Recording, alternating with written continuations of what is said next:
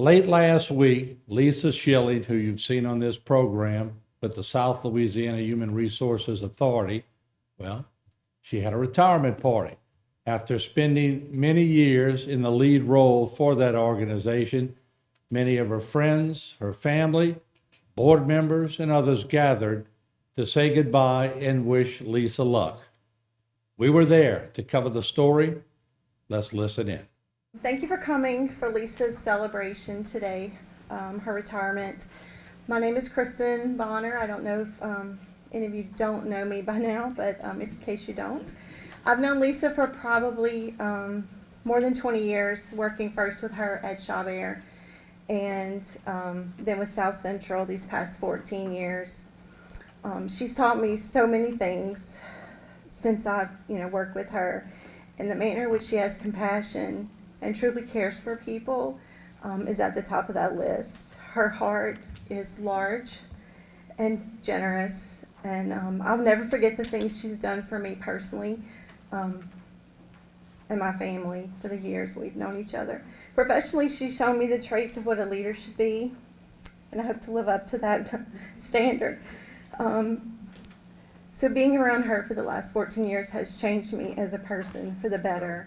This is where Lisa really began to shine. She had a leadership role. She started the agency, let's face it, with just probably a handful of employees. And she went from just something on paper, what it should be, to what it is today, which is really amazing. In her job, along with that small group, she had to meet with state officials, develop plans on how to implement, secure funding, which was always a fun title. I've been hearing those stories over and over and over again. But you did it. That's the important part. Lisa, although I wish you the very best as you retire from South Central Human Service Authority and move to a new chapter in your life and travel with relaxation, your departure will leave a huge void, will be extremely difficult to fill. And we know that. You've done a lot. Your rapport with the board members and employees and your unique, innovative methods of dealing with the challenges in our industry will be hard to replace. And we did a lot of that. You and I know a lot. And I told you it was going to be okay, and it was okay. So, on behalf of the board, again, you have been exceptionally valuable, a valuable asset in the executive director role for the last 14 years and a total of 37 years within the organization. No. The box is too small.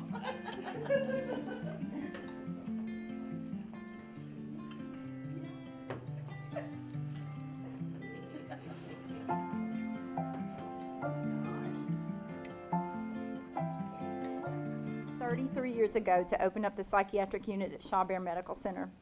And at that time, I thought I had stepped off the end of the earth. I told my parents that I would give this place like 5 years, and then I would look for something else in the state system.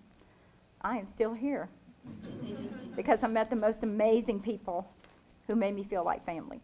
This brings me to Kristen. We've shared so much in the last 20 plus years. I am so proud of you. And the fact that you will be taking over South Central to lead it into its next chapter.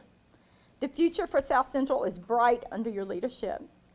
And you have an amazing team that will be there to help you every step of the way. And remember this, you only have your own shoes to fill. So do that each day, bind them tight, because we know you have problems walking. And please don't wear wedges. We all know what happens when you do that. I heard in the closing of your speech, you were talking about one of Bob Seger's and other people saying, turn the page. Yeah. How do you turn the page on a career that you've had? You've been incredible throughout the years. It had to be a mindset. When did you come to that consideration that you were thinking about retiring? Well, it's been on my mind for several years. I've had a lot of losses in family like you have. My parents and my brother unexpectedly. Cancer diagnosis. I was going to leave after that. And then the pandemic hit. You thought, I don't want to leave right now. We need to really, bind together and come together. And then I thought when that was kind of over, in 21, I'll retire. And then Hurricane Ida came. And I'm not one to leave my people in a lurch. And I felt, I told my board in December of 21, I'm going to retire. You need to start looking. well, I had to get really ugly with him in May of 22 and say, you need to find somebody because it's time. 37 years is a long time, and being in a leadership role for a very long time, it takes a toll on you. What do you hope that you instill? Because we all see it from the outside, what you did. What do you hope that you put into action that is getting done? I hope that people will see that there really is no stigma around behavioral health development disabilities. That we tried to educate the community about addictions, mental health, developmental disabilities, and that there's no shame in the game of asking for help. We've all needed it at some point or another, and so just to speak up and ask. There are services available. We hope you choose our agency because we have some qualified staff that are very compassionate and they provide excellent services. I know you got a lot of people that want to say hello and goodbye, but you're not going to be far away. But folks, I just want to let you know, this woman has done a tremendous job of educating the public, and she has earned everything she's gone through. She's a hard worker.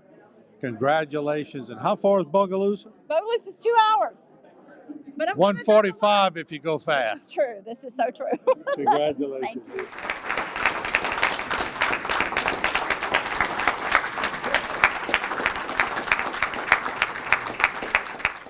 We certainly wish Lisa good luck in all of her endeavors as she goes to Bogalusa for her retirement. Certainly she did a great job. We enjoyed having her and her staff here on HTV. We'll be right back with more.